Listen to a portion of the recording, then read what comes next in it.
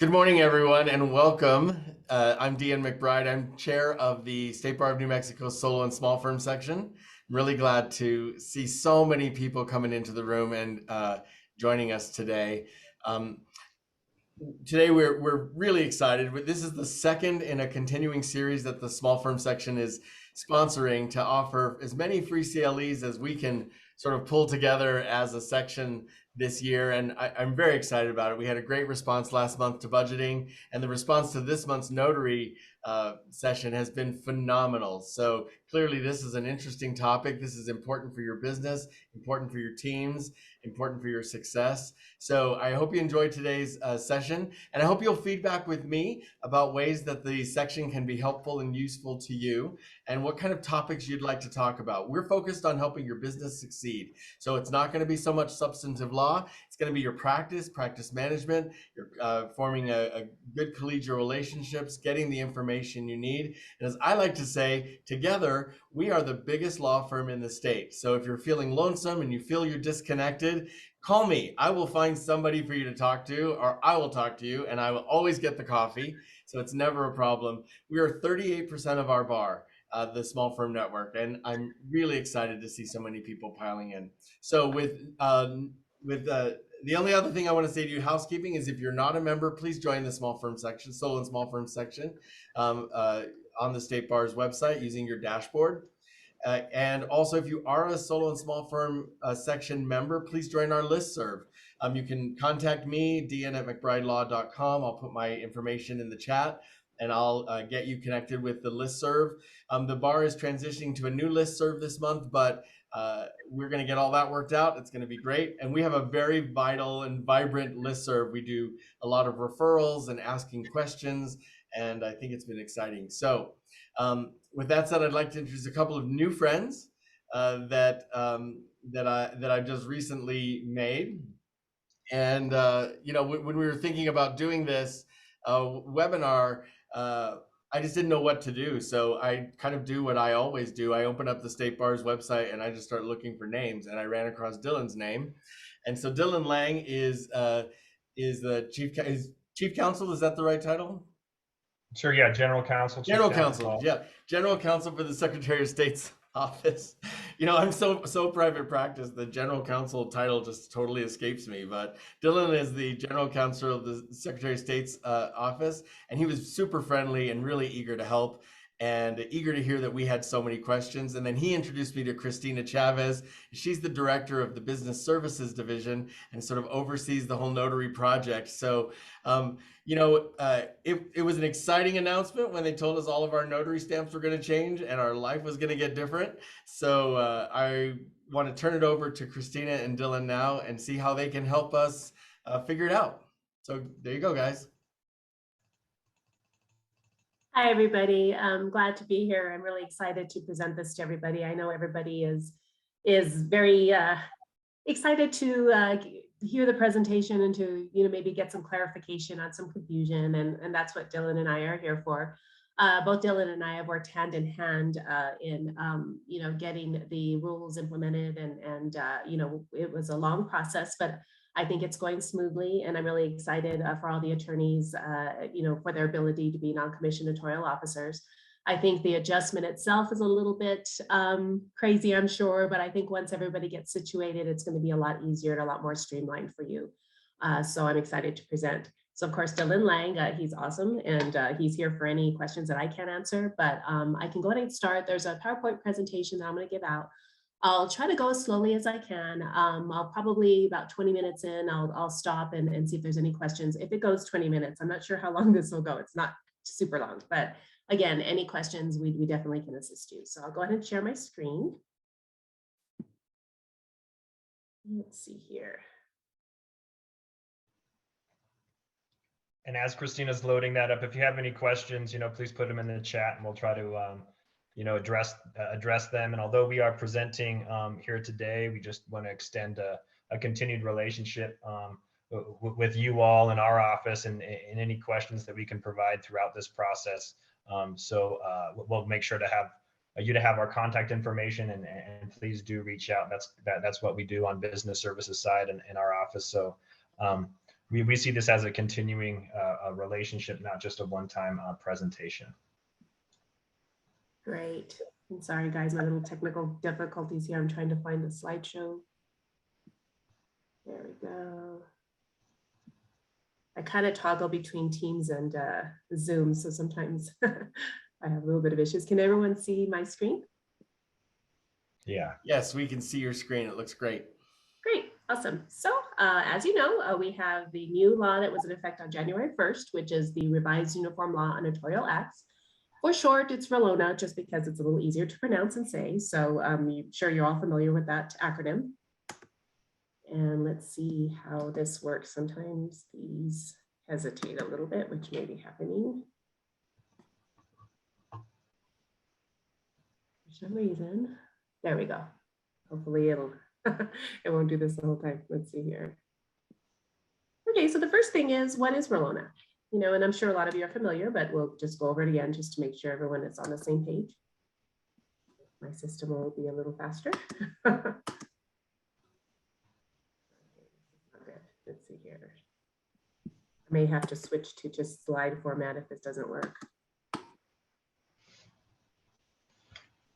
Yeah, and as we're figuring that out, that was a major change in the law. We repealed the old Notary Act and passed a new one in 2021, and it was a major change, and it affects every notary, and also allowed new individuals who weren't notaries prior to become. And we're going to focus our presentation really on the things that would affect the attorney notaries. But you know, we now for the first time have allowed for remote online notarization. We'll talk about that. It prohibits notaries from signing for a spouse or domestic partner or notary if there's a beneficial interest. Other things that don't necessarily affect you know, attorneys are what else is in here?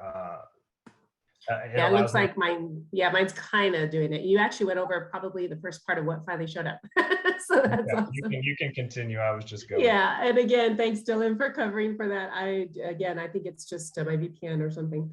So as Dylan said, it's a new notary law that's completely replaced the old law. It is effective January 1st. And then of course, who's affected is court clerks, deputy court clerks, county clerks, deputy county clerks, judges, attorneys, and also, my screens, I have to kind of, notaries public, that's the most important.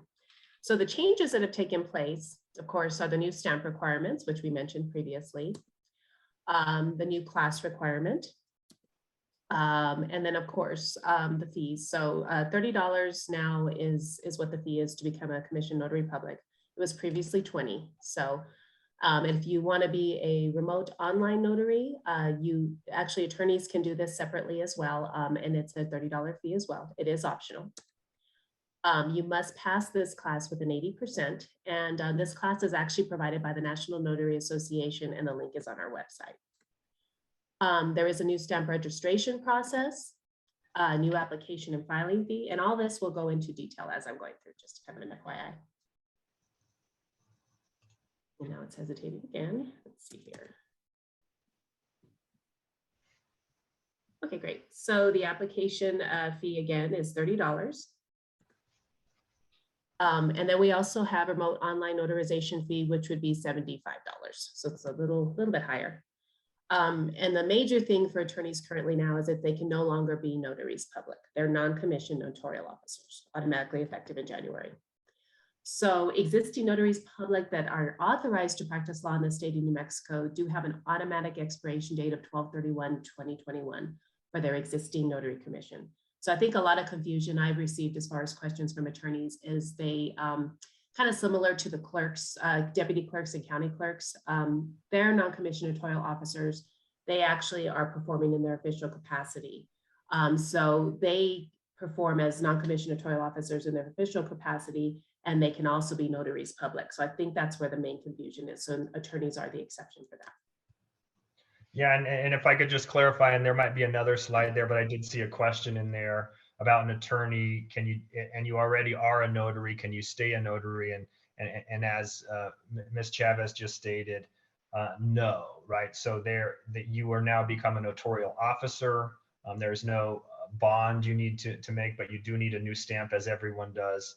And that was put in our rule based in statute, and that rule is 12.9.3.16 B. And so you can still be a notary. I mean, perform notarial acts. You're just a notarial officer and not a notary public, and would need to file the stamp requirements for notarial officers, which of course we would talk about. Right. And as Dylan said, there's the rule right there. So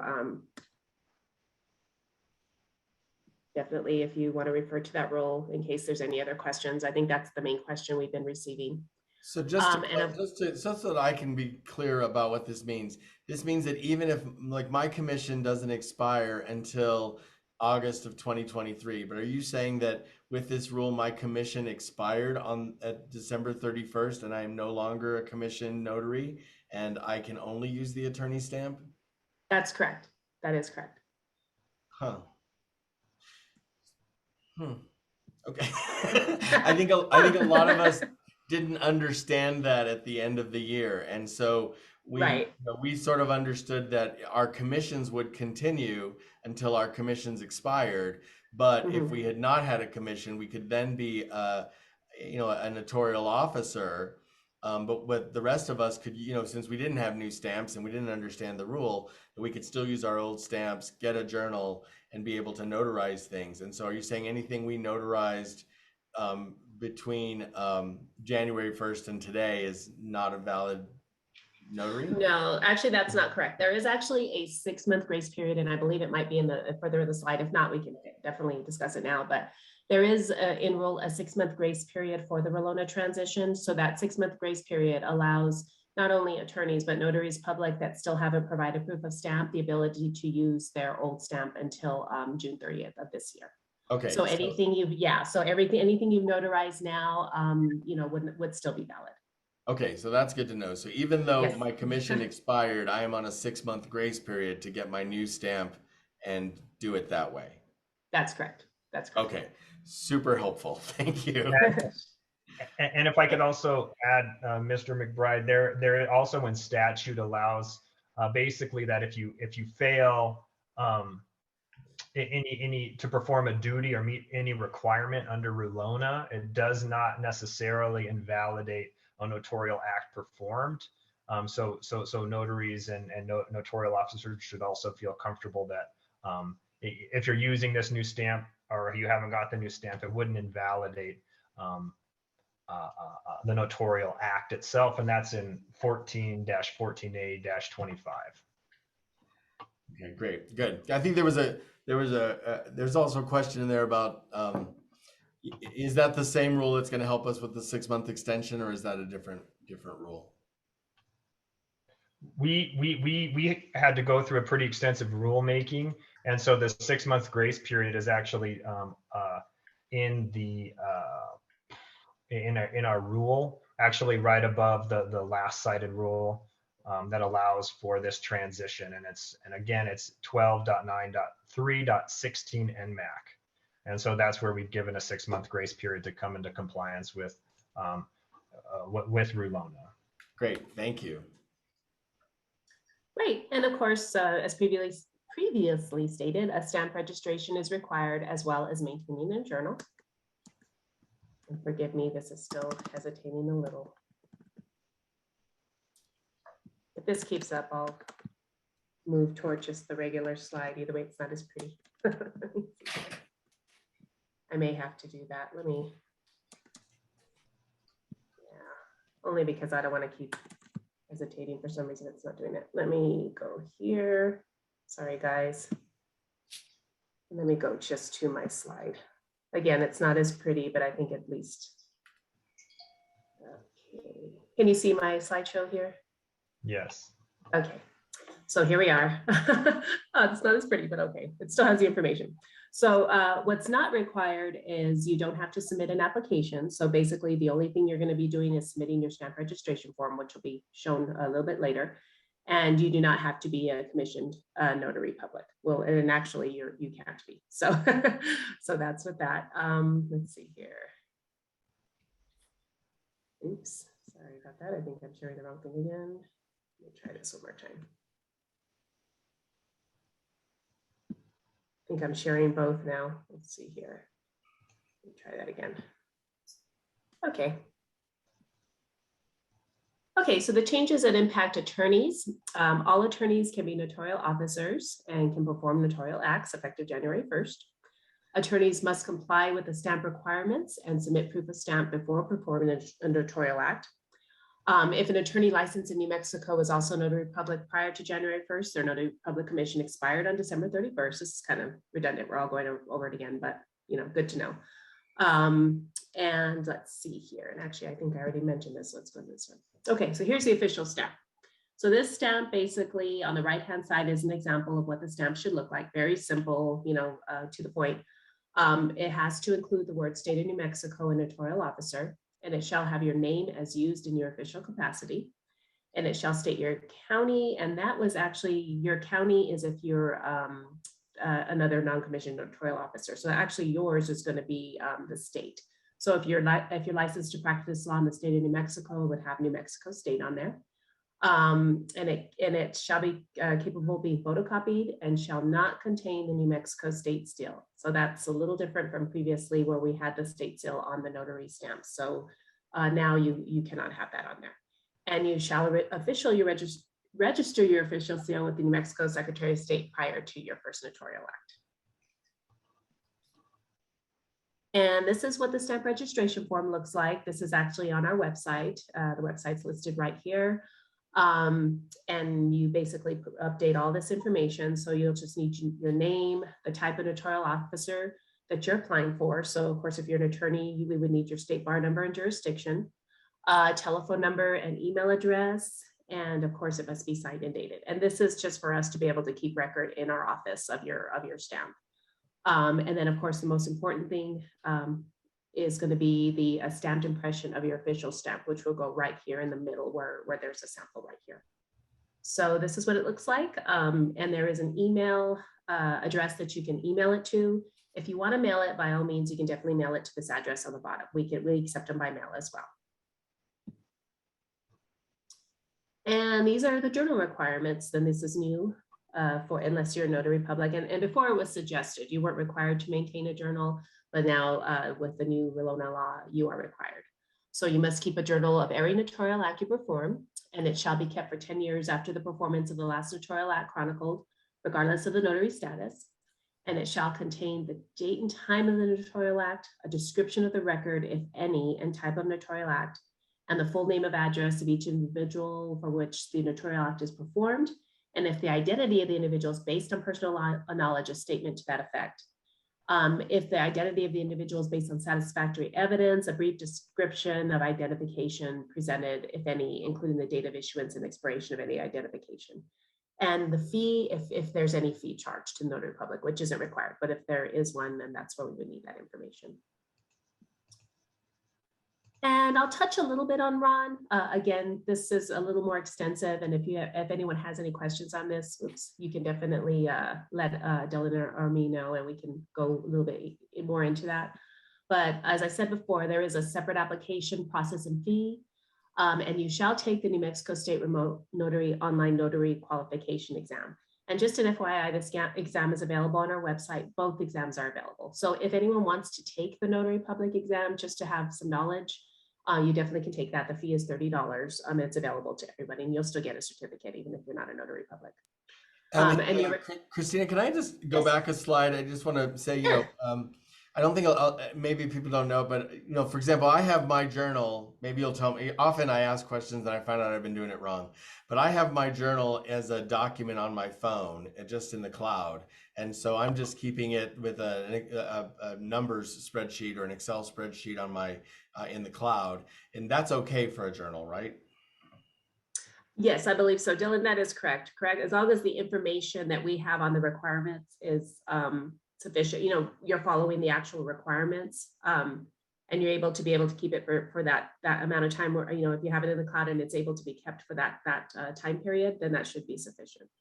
I don't know. Yeah, you can keep a journal in electronic format.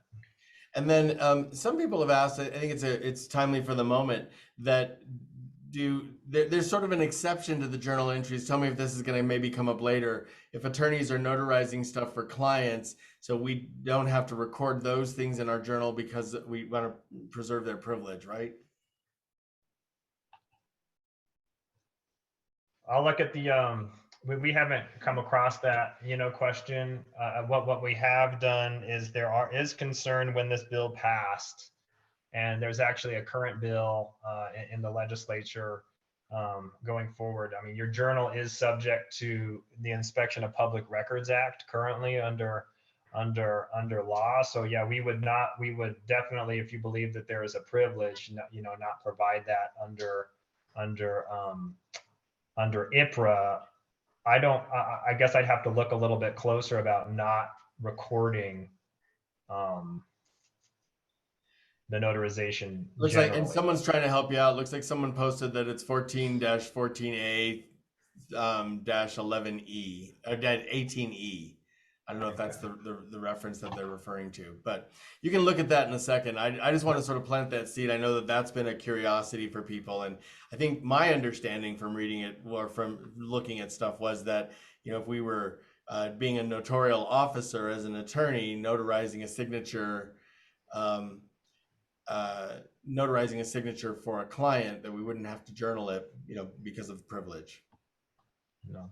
Yeah, I do see that. It does say you need to take a journal unrelated to establish attorney-client relationship. I think that's something that we can look into, and if we need to clarify, in a rule just to make it super crystal clear, we can. But we'll chalk that up to just value added for us and trying to seek clarity in this law and rule. But well, we're happy to be your partners in that. Sure.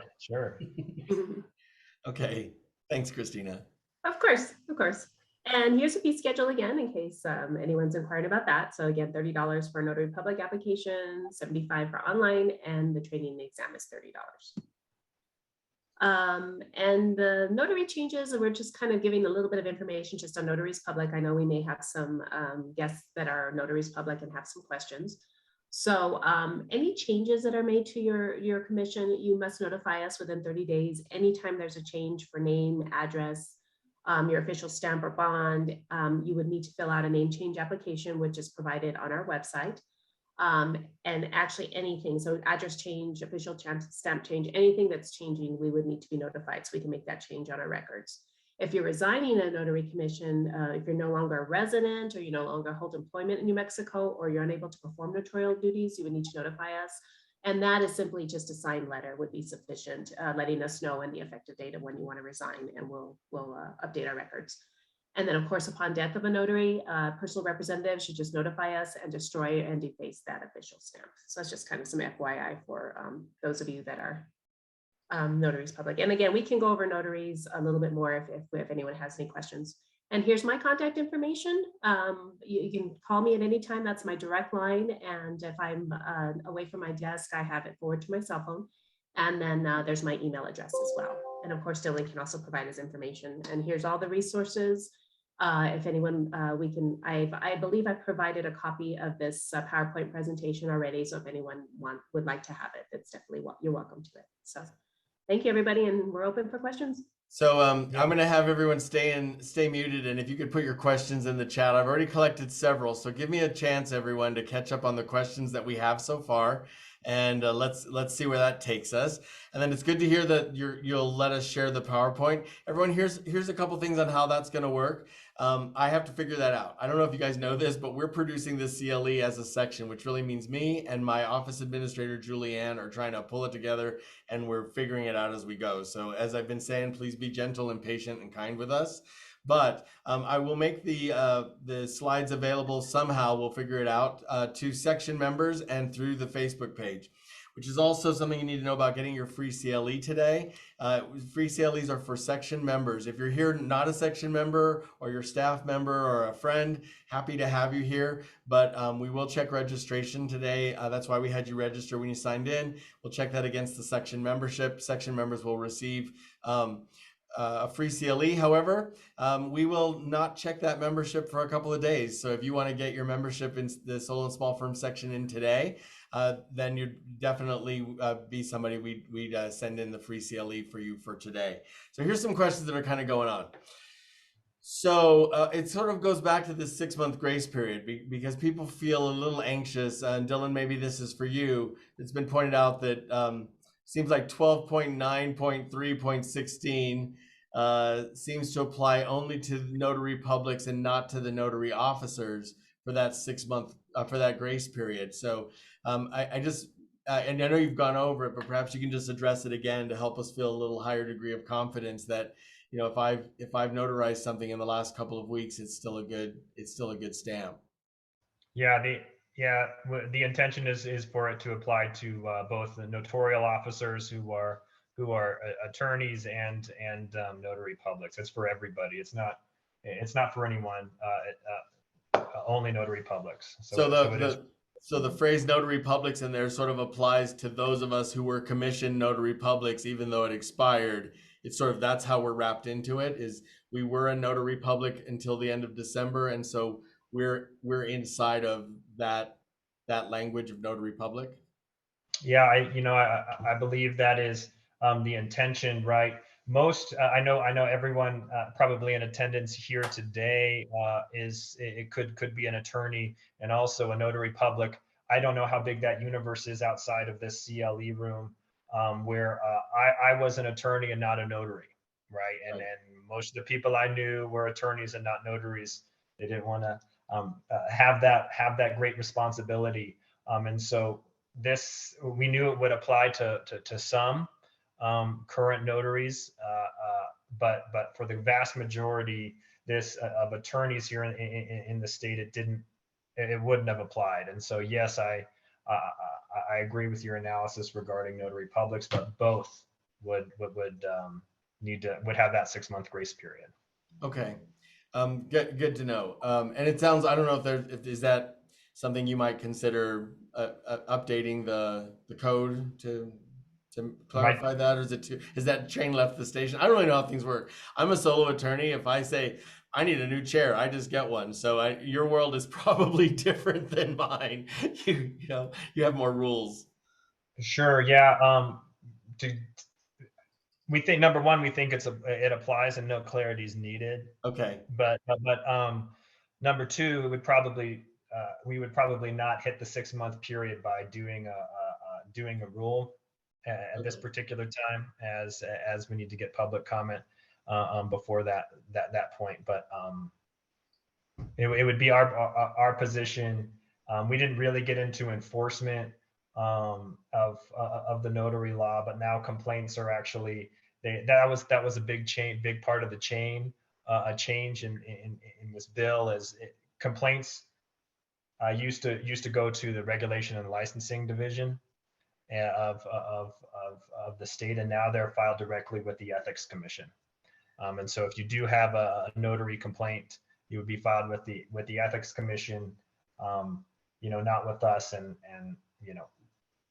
I believe our rule is clear that the 6-month grace period applies generally.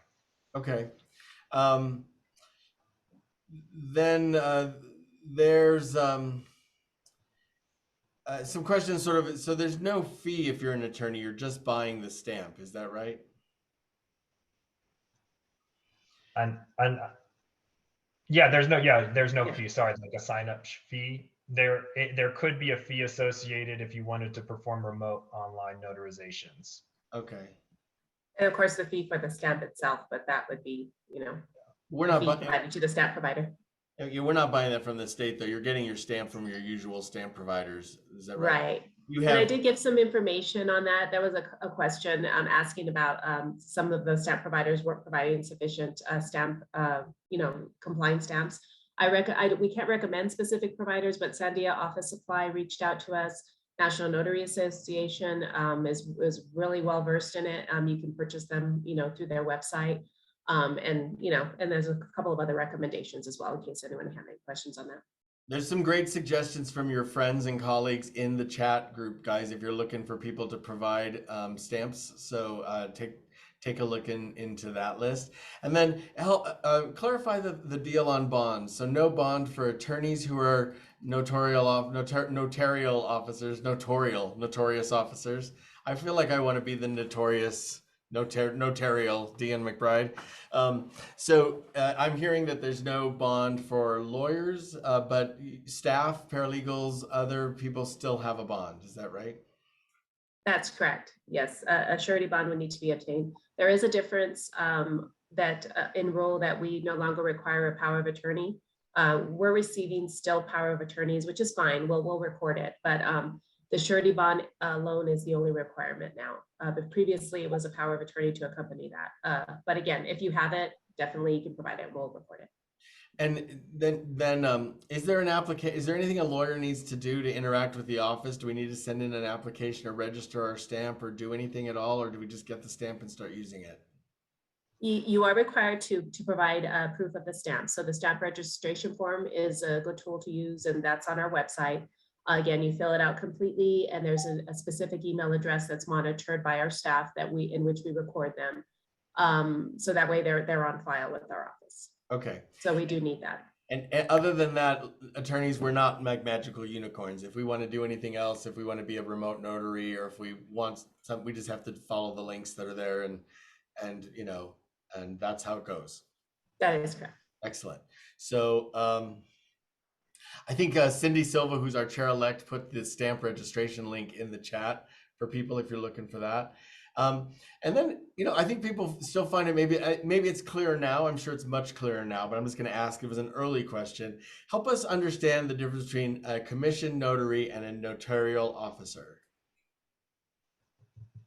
Do you want to take that one, Dylan, or would you like me to? And if you're a notarial officer, I just want to know, do I get a beret or like a pin? I just feel like if I'm going to be an officer, I need epaulets or something needs to happen for me. So.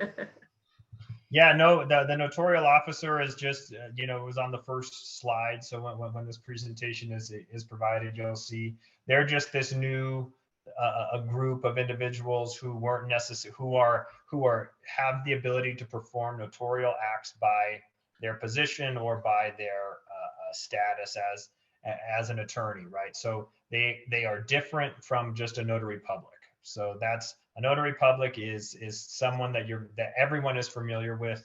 It's under the old law. You are not a judge, clerk, attorney. You have to pay a bond. You have to do an application and pay a fee, right? Versus now there are this legislatively created notarial officer who are now these individuals who attain notarial authority by their either their title or their position or their education, I guess, if they're a lawyer. Okay. That's good. As per usual, I do have Cindy Silva, again, our chair-elect, hard at work on the new notarial officer theme song that we will all learn. This is a really great question. It's policy related. So what is the policy behind making these changes? And, so that's the first one. Can you tell us a little bit about the policy? And then secondly, what training has been given, to the county the clerks and stuff? I mean, we had a member report that they had a document rejected because it didn't have the old stamp with the seal and everything on it. So what's the policy been and what's the rollout been like? Sure, I can give a little bit of information on that. As far as the policy, do you mean like our office administrative procedures that we're doing, or more? No, it's really what is the public policy sort of question. Sure. Okay. So I think what I can say is that this law change affected our office enormously. This isn't something that I don't think our office was pushing for, but this is something that happened. I believe when this bill was passed, the policy is there are some uniform standards in other states and federally, and so we wanted to comply, or the legislature wanted to comply and kind of modernize our notarial acts here in the state, and also allow for remote online notarization. That was something that was that was huge, a huge point of contention, and even the subject of a gubernatorial executive order during the lockdown or the COVID-19 pandemic. And so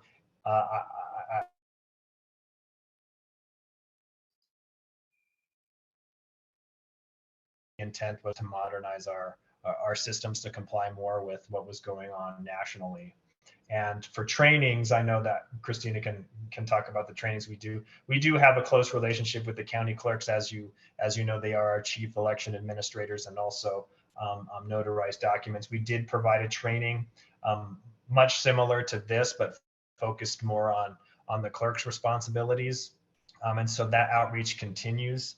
I don't know what else Christina and her staff are doing, but we encourage everyone always to call our office and to figure it out. If you're having issues, you know, with your county clerk's office or whatever, you know, please do reach out to us so we can try to mitigate any sort of issues. But this is a situation where this law came into place and it's new for everyone, right? And so anytime there's a new law that affects everyone, both notarial officers and notary publics and county clerks and the Secretary of State, there's going to be a learning curve. I think if we can all just be patient with one another and then just email us, send us a phone call, and you know, we're actively training. We have we are always engaged with the county clerks, and so we have and so we're constantly trying to talk with them. But if you hear anything, you know, please let us know. Reach out to our office, and we can try to you know, facilitate that. Is there and I know you kind of tossed it to Christina, so we'll go back to you about the training piece. But since we're kind of on this thing you just said about let's be patient with each other, which is my general rule, like, can we be kind, patient, you know, as much as possible. But you know, you're dealing with somebody's will, or they're, you know, they're divorced, they're dealing with some important document for them, and the document's been rejected, or you know, you've thought you've done everything right, and now you have to get all the parties back together and try to, you know, re-execute the document. So is there any kind of hotline, or is there any way for us to, you know, we're in the middle of it, that we can, you know, get you on the phone with the clerk or do something? Is there any anything like that that's possible? Well, per se, there's not. I mean, we can definitely, they can definitely reach out to me directly, or our office. But the thing is with the county clerk documents, what I've been very careful in explaining to the county clerks, and is that I think the main issue I've seen of questions from the county clerks is their own documents that they're rejecting because the old stamp's being used. The thing is, if the commission is not expired yet, and these are for notaries public, you know, I'm speaking specifically notaries public, and they're using their old stamp, and say their stamp expires in November of 2025. Let's just say that, because I know that's possible, because a lot of notaries decided to, you know, apply before this law became into effect. They were asking if they should reject them. Unfortunately, it's not our place at the Secretary of State's office to advise them which documents to reject or not reject. However, we do advise them of that 6-month grace period, you know, that those, you know, per rule, those documents that are notarized with the old stamp are still in compliance because of that 6-month grace period. You know, so that's usually been helpful to the county clerks, and they've been, you know, any documents they've been rejecting, they've been reapproving, I guess you could say. So I haven't encountered personally any big issue with that. Once I explain that grace period, they're good with it. In fact, I believe some attorneys have reached out to Bernalillo County Clerk's office because some were being rejected for that reason. And right away they cleared up their policy, and that's the biggest county in the state. So, you know, they're clear on it for sure. Smaller counties tend to reach out to me directly, and I definitely let them know, you know, again, not advising them, we can't tell you whether to reject it or not, but here's the law, here's the rule, you know, comply with this to determine that. So, and that's been very helpful. And just personally, our office, I mean, I encountered a few apostilles, because we also process apostilles in our office, and a couple of our staff members, and we provided training. But again, like Dylan said, this is so new, every little nuance sometimes gets, you know, forgotten. And they were about to reject a couple of documents with the old stamp, which I stopped immediately and said, no, you can't do that. We have this rule. And so we actually had a refresher training class in our office for the notary publics as well as notarial officers, because they were still a little confused. And, you know, it's hard to read the rule and statute when you're trying to answer calls, and And our website itself is very, very informative. We worked on that quite extensively, and it has a lot of that information spelled out versus having to look at the rule and the statute. But again, our office is more than open to answering your questions. If you can't reach me directly, there's a website, business.services@state.nm.us, and I can provide that on the chat as well. And we'll respond to your email, or you can contact us directly as well at the main number, which is 827-3600. But again, I'm available to answer any questions as well. So I have just some sort of practical questions that I've sort of lumped together that I just sort of want to go through. Someone mentioned to me that there was a slide you had, and just correct me because I basically I feel like I'm flying the Starship Enterprise right here. I have so many chats and things popping up at me, it's crazy. But did you have a slide that said that you had to have your county on a stamp someplace? Is that a thing? Oh, you're muted. Oops, Christina, unmute. Blah, blah, blah, blah. You didn't hear me that. Sorry. That actually, as I was presenting, I caught that myself, and it actually that applies toward the county clerks and deputy clerks. They have to put their county on there. So I kind of tried to clear that up while I was presenting. So the only thing that attorneys have to provide is state of New Mexico. Okay. And then just an FYI, I've received a few stamps that just say state of New Mexico on the top and their name and bar number, and not state of New Mexico. I'm instructing staff to not reject those because it still technically says state of New Mexico. But both are acceptable as long as state of New Mexico is somewhere on the stamp. Okay, great. The notarial officer, they don't have a commission there's no expiration, it just is. So we don't have an expiration date anymore. We just stamp it with our name, and as long as we are either a judge or an attorney, then we are a notarial officer just by being. Is that right? That is correct. As long as you're authorized to practice law in the state of New Mexico, you are a notarial officer. So no expiration date. Excellent. And then Dylan, maybe this one I might be for you. I don't know, either one of you. This attorney privilege log thing that we were talking about, doesn't that also apply to our staff and our paralegal? I mean, if my paralegal is also notarizing, a will for me, aren't they covered? Of course. Okay. And then may I interject? I mean, if you can get all these questions on, off the chat, we'd be more than willing, to send answers as well. So I know that people have tasked you with that too, but we would definitely have no problem answering questions.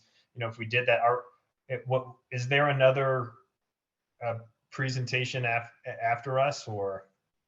No, I mean we'll end this at 10 o'clock, and I actually have to go after this because I have an ABA board meeting right after this.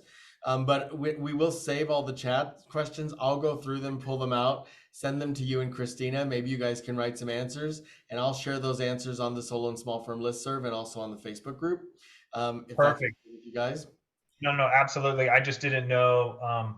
So we can sit here and answer questions then for 15 minutes. I just didn't know timing wise if you had anything else you needed to address. So thanks. No, other than that, I have to go. I mean, I could make somebody else a co-host and do it, but we'll just wrap it up at 10. It'll be okay. We'll get everybody's questions answered. This is exciting, and if we need to, I have your number now, and we can have you back again, and we can and I'll wear a different coat and a different pocket square, so it'll be good.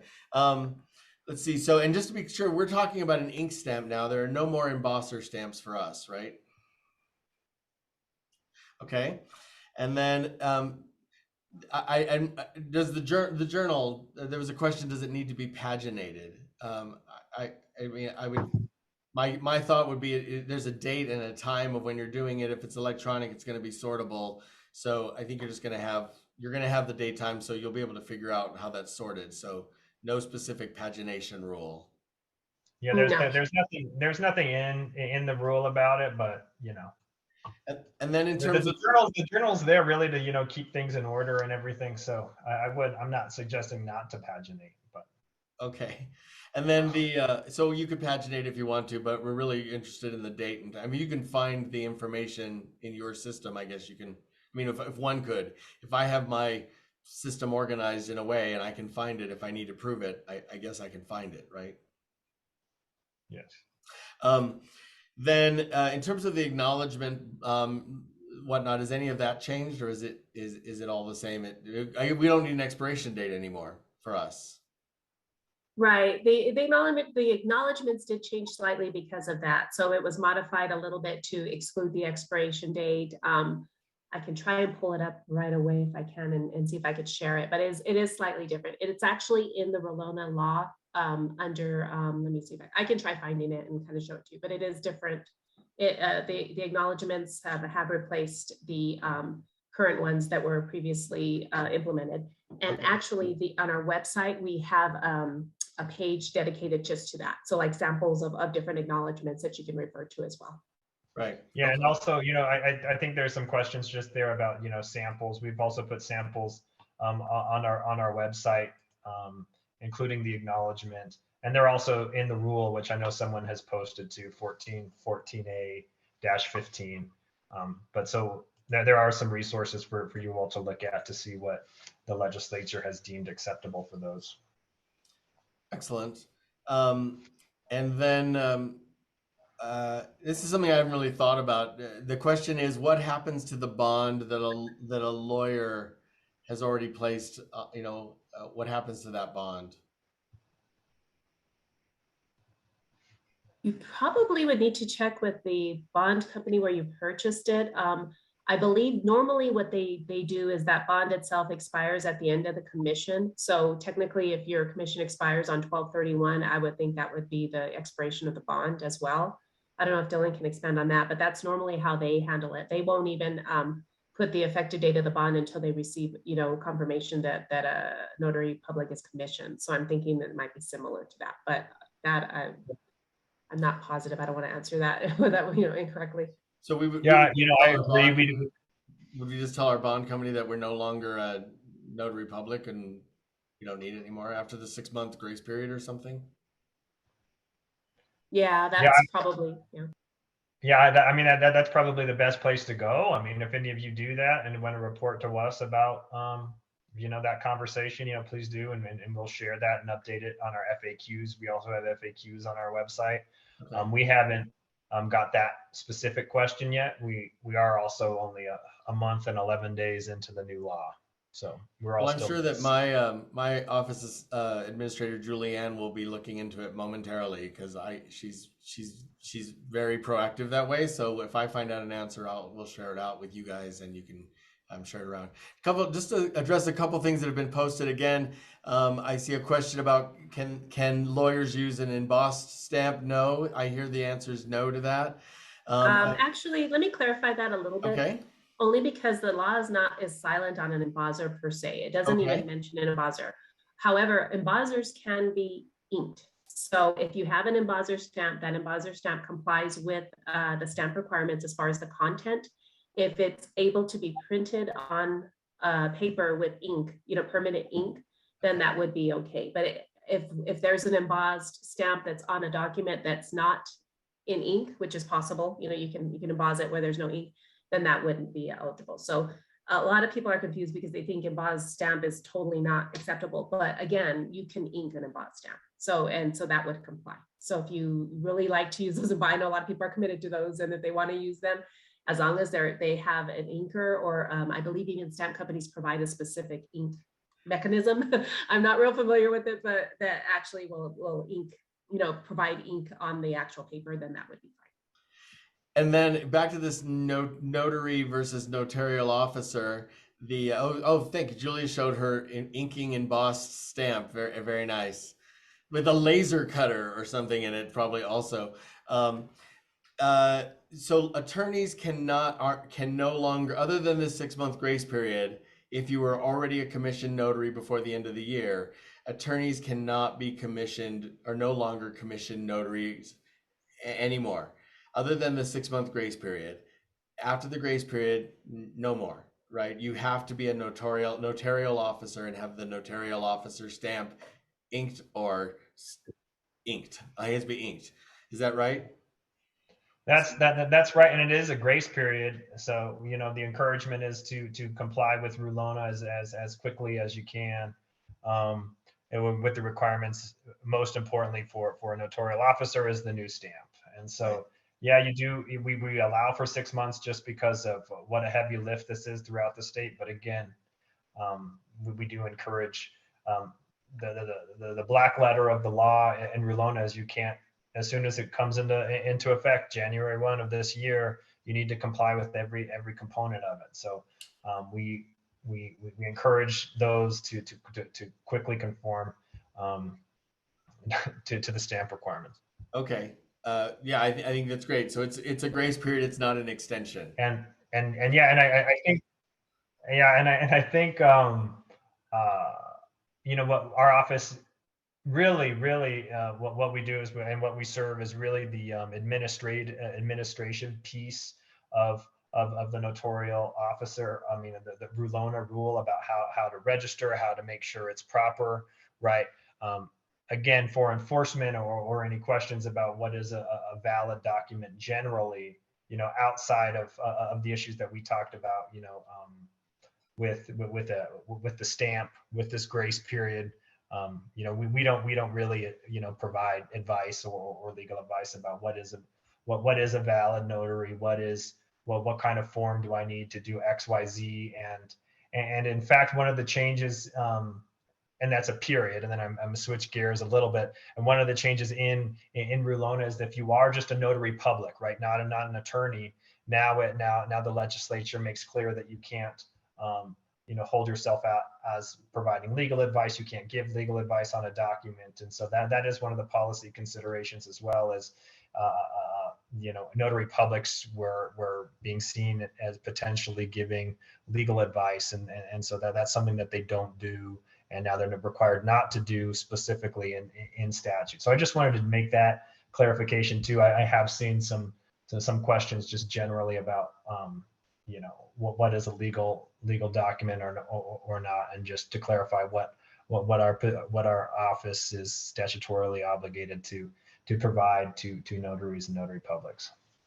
Well, and I think that that's a good, like, sort of heading in toward the conclusion, right? And it is that we're really here to talk about this process, and there's going to be so many more questions. And I think it's good for you and Christina to hear and to see in the chat that there's a lot of confusion out there. So a friend of mine used to say, that the best conversations are ones that don't really end. So perhaps this is just step one in a conversation. I'd like to see us have perhaps a separate CLE that we sponsor just on the remote notary, because there's been a number of questions in there, especially from some estate planning attorneys about that process. So that's on my radar. Maybe in a couple of months or something, you guys could come back and we could talk about remote notary as a separate topic, if that would be okay.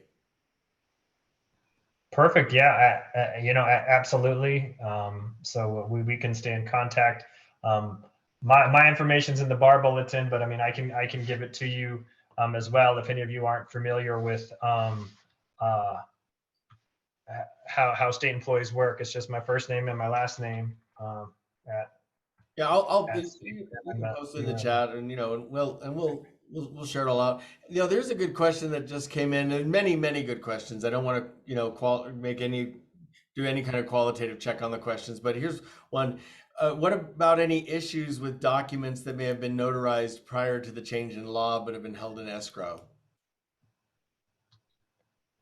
Yeah, I mean, again, there is that section in 14-14A-25, and it says that a failure to comply with the new law doesn't necessarily invalidate the notarial act performed by the notarial officer. I don't know what issues would come up. There wouldn't necessarily, be any issues, I guess, from our office that we can anticipate, but we could look into that. I don't know where you're filing these, right? I think Christina did make clear that if you do need to file anything in counties, we can try to work with them that we're on the same page, but we can take a note of that and see what kind of issues may come up and try to get out in front of those. I mean, it would seem, I don't know if it just seems, it's not my world, I'm not really doing a lot of those long-term real estate sort of things, although sometimes I might have a quick claim in a divorce that we're holding on to or something. But, it seems that if you execute a document and it's notarized and the date that it was, executed or whatnot is, that was the right stamp for that time, that should work. But I don't know if that's just me being naive. And that can just hang out there. That can just float in the air. I'm happy to take that. So that might be a thing that we continue to look at. So hey everybody, we've got about 4 minutes left, and there have been so many great questions. We will save the chat. Cindy Silva has offered to go through some of this, and we'll pull out the questions, get these questions to Dylan and Christina, get some answers back. Because I think that's useful not only to us but also to them. It seems as if it could be really helpful to have this be a part of their dialogue. So I'm really, really grateful for everyone who showed up. So want to let you all know we will submit CLE credits for anyone who is a solo and small firm member if you've joined by the end of today. So if you have not joined already, please pop on sbnm.org and go to your dashboard and join this small firm section. It's $25 for the year, and we're doing as many CLEs as we can. I think it's a great bargain. We will communicate a lot through our listserv and through our Facebook page. So if you're here as a guest or you're here visiting and getting information, please try to be a little understanding. I may not get as much back out to you because I am really communicating mostly to our small firm section members. But if you have follow-up questions or things that you need to connect, please reach out to me at dn@mcbridelaw.com. And I think that's it for today. Dylan and Christina, I am really grateful that you guys gave us the gift of your time and this information. And I know we didn't get to everything. I mean, so many questions left unanswered. The one I'm thinking about right now is, why is my plant dying? That's the one that I'm thinking about also. So, so many questions for us to address. I hope you'll come back and let us talk with you again. Yeah, no. Yeah, thank you. And thank the New Mexico Solo and Small Firm section for having us. Thank you very much. Thank you. Thank you, everyone. Please have a great day. Make it fantastic. Have good business. Remember, we are the largest small firm in the state. If we work together and we help each other out, I wish you all a fantastic, fantastic day.